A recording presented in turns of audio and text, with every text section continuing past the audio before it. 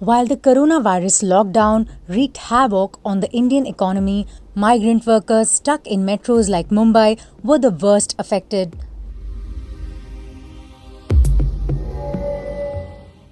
The system had invisibilized the very people who had built our cities from the ground up.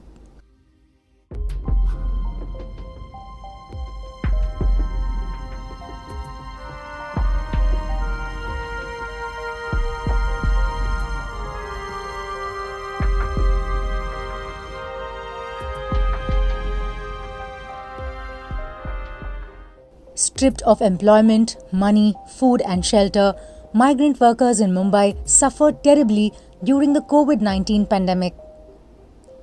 The hurriedly announced lockdown meant millions of them suddenly had no income, no food and nowhere to stay.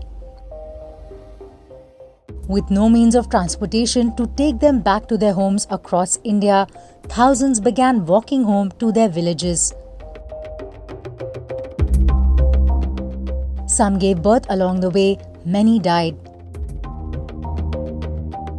This mass migration in reverse was an eerie reminder of the partition of India when a similar exodus had been witnessed. Midday journalist Faizan Khan, who covered the story from the Mumbai-Nashik Highway, recounts what he witnessed during the harrowing time. One wants to define India's image of the lockdown, it's migrant workers. Because this truly defines India's apathy towards its migrant workers. The government was totally unprepared and they announced the lockdown in hurry. They never thought about these migrant workers, what is going to happen once they announce this lockdown and if they're going to continue extend this for more than 6 months. When we started covering this somewhere in the last week of the March and the first and second week of the April, I have been traveling from Panvel to Kasara Ghat to Karjat, Kalyan, Bhivandi and then I've been going to the Nashik as well. I have seen this suffering, I have seen the poor, I have seen their helplessness from the very ground zero. And there are two instances which really broke my heart when very first day in the month of March, I was traveling to Nashik Highway. I have seen a family where 3 children's age group of 4 and 5 with their parents, they're walking on the street. They're walking on the highway. I spoke to them. They've said that they have already walked more than 120 kilometers. From Panvel, they have walked to till Karjat, which is around 120 kilometers. And I have seen them walking in the scorching heat and spoke to their parents. They said that they have nothing. They have no food here. They have no meal here. Nobody is helping them. Nobody is coming forward in the area where they were living. Even their employer, he has left them, has abandoned them. He is not helping them. So they started walking to their villages in Uttar Pradesh.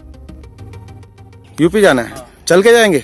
चल के जाएंगे, साधन मिलेगा तो चले जाएंगे साधन से। वहाँ से भूखा मरने से अच्छा तो घर पहुँच जा रहा है। 15 दिन से वहाँ खड़े थे भूखे प्यासे, कोई पूछने वाला नहीं। ये घर में बाजू था पानी देने वाला, वो पानी का 10 रुपये, नहाने का लेटरिन का अलग लेने लग गया। हमारे पास पैसा खत्म हो गया। Shocking images of migrants forced to walk thousands of kilometers in desperation showed the enormity of the crisis. You all of have must seen an image of a man, around 45-year-old man holding his grandparent on his arms.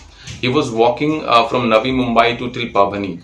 I met him near Kalyan Silphata and I asked him where he's going and why he is holding his grandmother. He said that she can't walk and he has no options to leave here because the lockdown was extended for the 3rd time and there is no clarity from the government. They have no food, they have no meals. Nobody is coming forward from the government to help them. Nobody in the nearby areas because the people were panicked. They were scared and nobody was coming out of their home. They were scared of getting infected with this novel coronavirus. So this is the reason the migrant workers have started walking to their villages.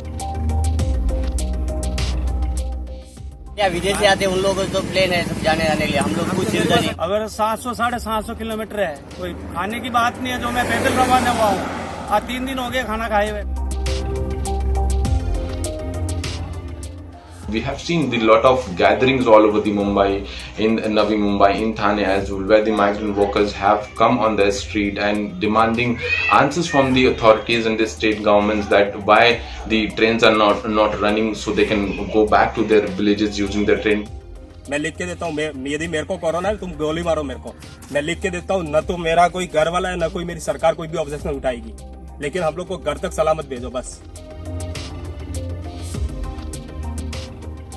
independent journalist Parth MN had reported on the trauma migrants faced during the lockdown. When you look at the past year, it's been a particularly newsy year.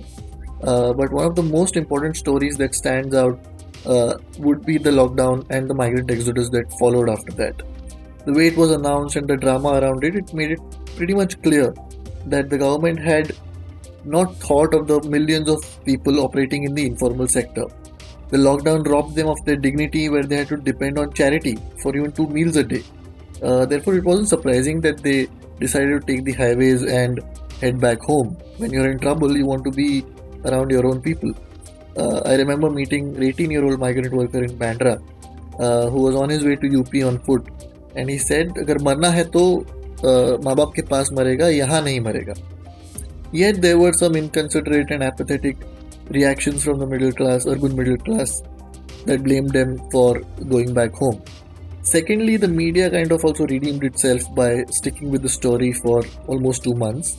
Yet, it's important to remember that we spoke more about the migrant workers in those 2 months after lockdown than we did for 10 years before lockdown. Even though we have been coming in contact with the migrant workers on our daily basis, people who toil at construction sites in any of the urban centers are migrant workers. The ones who drive Olas and Ubers are migrant workers.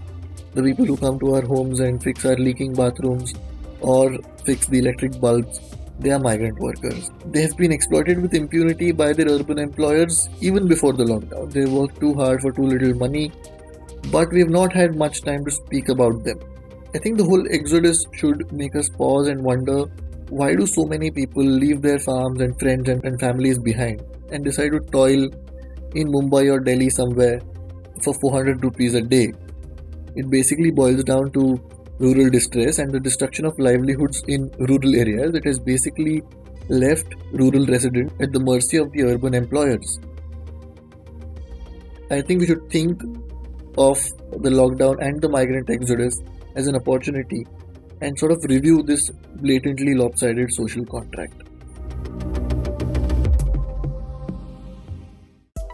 Subscribe to Midday India.